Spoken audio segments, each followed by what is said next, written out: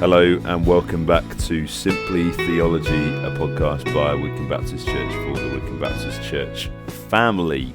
Clover's here with me as per. Mate, guess the date of the last time we released one of these. Do you know when it was? May? It was actually June. 17th of June. Yeah. I mean, lots has happened since then, lots of change, but we hold tightly to our unchanging God, even as we head into this new year. It's January when we're recording this. It's the depth of winter, but we are looking forward to warming ourselves with some rich theology. Last year we did season 1 of this pod, which is probably a generous description for what we produced. But we looked at the first 7 chapters of this book, Concise Theology by Jim Packer, which was chiefly focused on this theme of revelation, and it was kind of dense, chunky stuff, which I think we've tried to make simple, but I don't know how good a job we did of that. But this time round, we're thinking about the attributes of God. I reckon we'll aim to get this season out, for want of a better word, by Easter. Attributes Part 1. So we've got, I think, 7 chapters of the book, which we're going to take us through to Easter, so we'll see how we go. So chapter 8 we're looking at now is creation. God is the creator, and we're going to spend a bit of time in that. Now, I feel like, Clover, every time we do this, we have to define a word. There's a word which I haven't got a clue what it means, and I have to ask you. You're like that lady in Dictionary Corner in Countdown, who I kind of asked for definitions, because you're just smarter than me. No, I'm just worried. So he says this word fiat a couple of times, which was the first car I ever had, was a Fiat Punto. Yeah, my dad had an orange Fiat when I was a kid. But presumably that's not what Packer's talking about when he talks about God doing stuff by fiat. We cannot do stuff by fiat. Can you give us a... I think what he's talking about there is that we cannot create simply with our words or statements. Yeah. So we cannot simply call things into existence or being. Okay, so fiat is like a statement or a decree or a command. Well, I very carefully use the word I think. Let's go with that. It seems like it fits in the context. If anyone knows exact definition of fiat, you can stick it in the comments on the podcast below. Anyway, let's get to the point. So Packer talks about 4 sections, I guess, around this idea about God as creator. In this first one, on point 1, he starts by talking about creation, or the act of creating, as being a mystery to us. Do you think that was a fair place to start? Yeah, I think this is really important, because I think potentially in maybe the kind of circles in which we move, we want to understand everything about God. Yeah. And there's a difference in wanting to understand the fullness of what God has revealed to us, and there's also seeing it as problematic if God has revealed up until a point beyond which I cannot understand, and seeing that as a challenge to, say, the intellectual credibility of Christianity, because we can't explain the pre-existence of God. And actually the Bible would invite us, and in fact some other traditions would be better at saying, every time I encounter stuff about God that I'm like, how does that work? It should lead me to wonder, not to panic. If God is as awesome as the Bible describes him to be, then I should be continually having my mind blown. I should be recognizing that I am a creature, and that leads me to humility, but not to kind of despair, because I have, as you already thought, this is the God who reveals himself to me, who I have a personal relationship with, as we'll get to later, has adopted me into his family, and therefore I can wonder at him with joy. But that will be sapped from me if I engage in a fruitless quest, demanding to understand stuff that either I can't understand because I'm finite, or which God has not chosen to explain to me. Yeah, that's so helpful, because the fact that God can and does call things into being out of nothing is a mystery. By fiat, nice, not the car. That is a mystery that we're never going to be able to compute intellectually. But I think sometimes we can feel like, it's a cop-out, like when we're talking about theology, to say, it's a mystery, we don't understand it. But actually, that is a really appropriate place to land, because that is to say, God, you are other, and you're not a bigger version of me, as we've talked about often on this podcast. I was thinking about Gareth Lewis's sermon recently here on at church, when he quoted that verse in Deuteronomy 29:29 about the secret things belong to the Lord, and just the fact that there are things about God and who he is and what he's like that we're not going to understand, certainly not this side of eternity, and to arrogantly assume that we should know everything there is to know about who God is and what he's like goes beyond the pale of what it means to be human. So it's I think the right place to start. Okay, so that's his first point. Second point then is this idea that space and time are dimensions of the created order, and God sits outside of that. So God as creator isn't in space and time like we are, which I guess is just underlining the sense that God is not like us, he is other. He is eternal, he's self-existent. We're actually going to get there in chapter 10 in a couple of episodes' time, so maybe we just kind of park that for now, and we'll come to that. Well, unless you have things to say. I just think, I think that is worth just pausing on, because I think, again, it's something that leads us to worship and wonder, is to think there is God, Father, Son, and Spirit, and then there is everything else. And it's not just saying, and there's stuff, of which we are part of the stuff, everything. Like he says there, dimensions, space and time are all none of those bind or measure or define God. They are all other to him. Which means that when we are in glory, we will not see God in his uncreated essence, because we have no means to see that. We will require, we require our eyes, which are part of creation, to see something which is also in creation. So even then, we will see God's glory as he chooses to reveal it to us, which will be more marvelous than we can imagine now. But it still won't allow us to see behind the curtain, as it were, of uncreated reality, which is simply Father, Son, and Spirit in their essence. And of course, that is the wonder of who Jesus is. John chapter 1, no one has seen but Christ who makes him known. And we will never step behind that curtain, because we can't.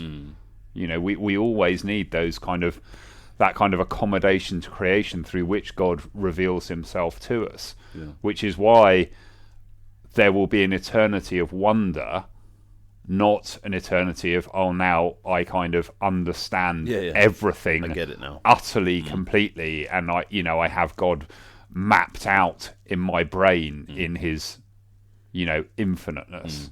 And that rightly, I'm glad that you made us think about this point, because that rightly should blow our minds, like in awe, and as we're going to think about in a bit, should drive us to worship. That this is the God it's just so hard, isn't it, living in a material world. So that sounds like a Madonna song. But living in this imminent frame, however you want to describe it, not to be so caught up in that sense of the transcendent, of God as the uncreated reality of other, just feels like too far off for our like this. It can feel hard for our minds to even begin to start to fathom that, such that we don't, and we just think actually it's just easy to think about the here and now. And perhaps that's why historically humanity has worshipped such shrunken gods. Gods that seem much more familiar to us and are easier to understand, because they are made in our image, and therefore we find it easier to grasp. And again, I think that's part of a mature Christianity, seeks to know God as fully as he has revealed himself, and to submit our minds to it. And there should never be anything that's anti-intellectual about Christianity. And at the same time, that very thing that you're saying, this tells me who God is, tells me that he is beyond me, and he is worthy of constant wonder. In all our thinking and our reading and our systematizing, whatever, we must never lose that sense of just awe. I'm glad that you drew out that from that second point. I really appreciate what he says in the third point, though, too, about God as creator. In holding tightly to that, we also hold tightly to him as the sustainer of all things. So it's not as though God winds up the clock of creation and then like retires to his holiday home in the sky while it all pans out.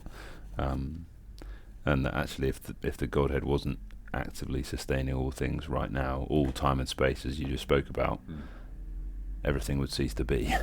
And that God is in now sustaining and upholding the universe. And I mean, you can go to famous passage in the Bible in Colossians 1 talking about the supremacy of the Son, similarly in Hebrews 1, to draw on that. But what just on that, like, why is that God is not only our creator from long ago but also our present sustainer? Why is that so important pastorally, do you think, like as we think about our news feed and the present age we live in, and either our personal lives or the world around us? Why does it matter, do you think, to hold tightly to that God hasn't just kind of spoken things into being and then sat on the sidelines, but is active in creation now? I think in part, I mean, on a personal level, when we think about our own lives, it means that we should never feel like we're not experiments in a tank which God has created and now watches from afar. Everything in it is upheld with purpose. So we know that all things are created for and through Christ. So God is invested in that sense in all that he has created. It isn't simply that you've got a great all-powerful God who has decided to create a world and then kind of watches it from afar. His purposes and his power are bound up in creation, in that we only continue to exist because he wills it and sustains us. And equally, you can then think about how on a personal level that then answers so many questions about identity. It's why I'm very keen to tell unbelievers that they exist on purpose. They don't just happen to exist. They exist by design, and actually it's not, being upheld and sustained in a personal way is, I suppose, in one sense, the blessing of being a believer, in that we know that. But you and I don't exist today because we know God in a way that an unbeliever doesn't. They are still being upheld, even though they don't recognize it. They would cease to exist if God did not uphold them. And in that sense, again, when we talk to people and it's evangelism or apologetics, we are introducing them into the true nature of reality that is deeply personal and shot through with the wonder of this awesome creator God. And it's reassuring too on a big picture scale.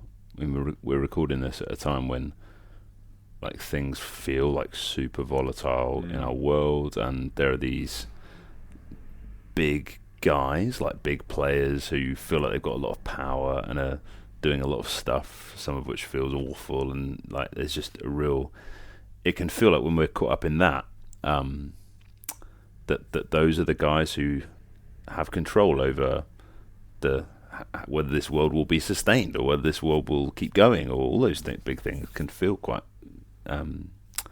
significant in those ways. But actually, when we are driven back to remember this, that God not only made the world, but right now he sustains it, and he is the one who holds these things together, and it's by his decree as to what happens and what doesn't happen, and it's going to be his call when that day of judgment will be, and when the world will end as we know it, and all those things belong to him. And I find reminding myself of the significance and otherness of God in that respect helps me as I scroll through my newsfeed and I'm tempted to be overwhelmed. Yeah, because it reminds us, doesn't it, that we in our own lives, in the lives of our families, in the lives of our country, the lives of our world, we can look at things and we don't understand why they're playing out the way that they have done. With the data that we've got, we can't necessarily trace what God is doing. We might have ideas, maybe we do, maybe we don't. But again, this draws us to remind us that actually there aren't, I think we've said it before in this, there aren't any rogue electrons, there are no rogue milliseconds, however you define it within creation. God is over and above, aware and working through it all. And again, that's the wonder commitment, right? To be able to say to God, actually, this situation to me looks like a total mess, and I can't see what's going on, or this looks like chaos, or I can't understand why this person or this country is being allowed to do or act in this way. And yet, I can still, I don't limit God by my understanding. I worship him because I can say, well, I'm ignorant of this, but I also know that you're in charge, you're in control. And that's where I find my rest. My rest is actually in you and who you are, not in my ability to understand something. Yeah, that's helpful, which is where our theology comes to bear on everyday life. Okay, so we've seen God as creator speaks things out of nothing. We've seen that he sits outside of space and time. He is decidedly other. He's the uncreated reality. We've seen that he creates all things and he sustains all things by the power of his word, even now. And then Packer's final point is, I think, helpful that God continues to work in creative ways now, and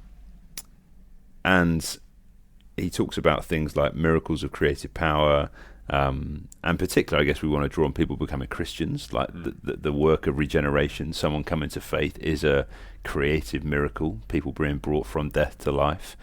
That at a time. What else do we think on that? I mean, should we do we kind of read this and think, okay, should we expect God to work like this kind of miraculous and creative intervention now? How do we read that? I mean, I think once you've started from the fact that we are called into being deliberately and on purpose out of nothing from a creator God who then constantly sustains that, it does in one sense re-enchant the world. It's not like everything is ordinary, and then occasionally we might, we have records of times God has acted miraculously. Like he is constantly acting, and there's nothing. That means that like kind of daily life isn't ordinary in that sense. But it also, I think, one of the things where for some people it's a big stumbling block, right? They read that Jesus does something miraculous, and they're like, well, clearly this, I can't believe this. I like the bits where he was giving his teaching, but obviously this bit didn't happen. But when we know who Jesus is, we recognize how God stands over creation. We understand that when the Bible talks about a miracle, it's not talking about something that is kind of suddenly for no reason at all the laws of nature just bend out of shape in a way that we don't see. It's talking about how God is acting and working within his creation to reveal himself and his purposes to accomplish his ends and so on, it's just a very different way of looking at the miraculous.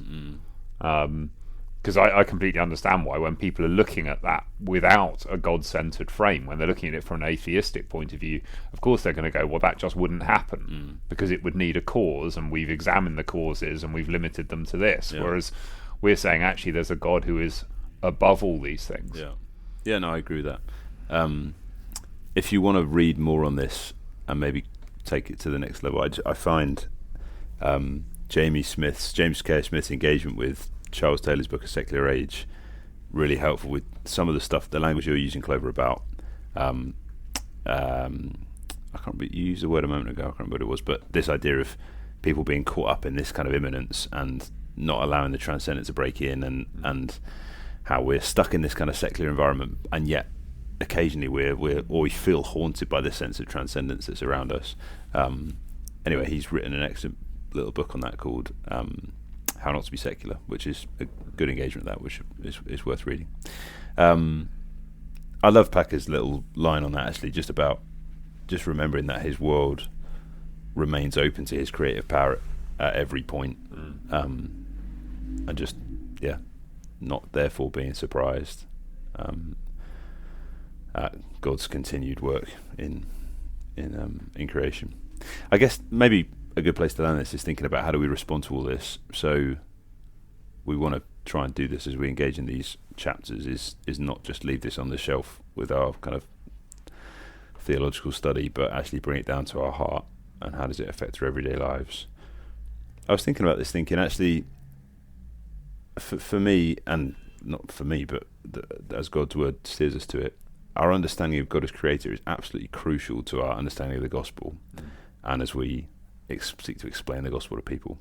And I think often we can have a kind of narrow definition of the gospel, but we neglect to consider the doctrine of God as creator. But actually it's so vital for our understanding of sin to understand that God made us. I'm not going to understand what sin is properly unless I first understand that actually I've got someone who created me, and who therefore sits in right authority over me. And only then am I therefore going to understand my need for salvation. So I do need to start there with this idea of God as creator. And I guess that's where, as you read through Acts, like you just get model examples of that all the time in Paul's preaching. We looked at it today in our staff Bible study in Acts 14. Jeremy was taking us there, about Paul preaching, we're telling you to turn from worthless things to the living God who made the heavens and earth and everything in them. Same in Acts 17 where Paul's in Athens, pointing people to God as creator rather than the worthless idols, as you were talking about earlier. I think, therefore, thinking about actually in our evangelistic conversations with people, and it will vary from person to person, but God as creator is often a really good place to start, particularly for someone who's got no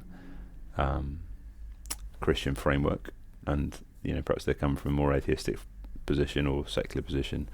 Because if people believe or start to believe that there is actually a God who made me, then actually some of the rest of the puzzle pieces of the gospel start to fall into place, because it's actually there is therefore a God who sits in authority over me, whom I have offended and wronged by turning away from him, and so on and so forth.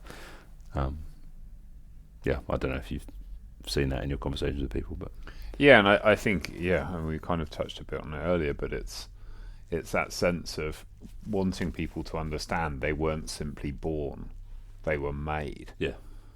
And realizing that about yourself is it just changes everything about the way you see yourself and the world and everything else.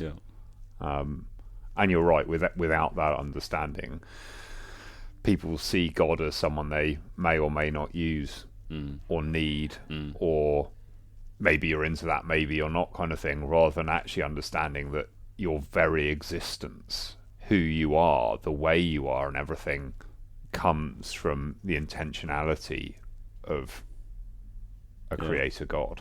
And therefore you can't find your meaning, you can't understand yourself or the world in which you live or anything else without having him as the point of reference. That's helpful. And I guess it as well, it should drive our hearts to praise him above all else, that he is the creator. And I mean, we've said it all along, right, that right theology should lead to doxology, and no less so than with this, that understanding that if we properly get that God is our creator, and all the things that we've said in this episode, the response to that should just be to praise him for who he is. I love that verse in Revelation 4. Let me read it. Again, like looking ahead to the end of all things, where the 24 elders fall down with the living creatures and they lay their crowns before the throne and say, "You are worthy, our Lord and God, to receive glory and honor and power for..." So here's the reason why God's worthy of all worship from all people for all time, is because you created all things, and by your will they were created and have their being. So God as creator therefore deserves and is worthy of all of our worship for all time. And that's a reason to praise. That feels like a great place to land this. Good place to land. Let me do a shout out as we finish for, have you listened to Shailin's 2011 album called The Attributes? You should listen to it, called The Attributes of God. You can find it on Spotify. You should go and listen to the second track called The Glory of God. And I listened to it earlier. It feels like this chapter, but with some solid rhyme. Okay. It's really good. Just in terms of praise, it helped my heart to do that. So maybe have a listen to that. We're back next time thinking about self-disclosure. This is God's self-disclosure.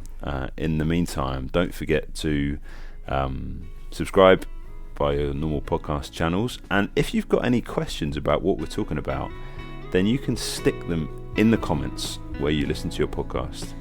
And we should be able to access those, and we'll try and answer them in a future episode. Till next time.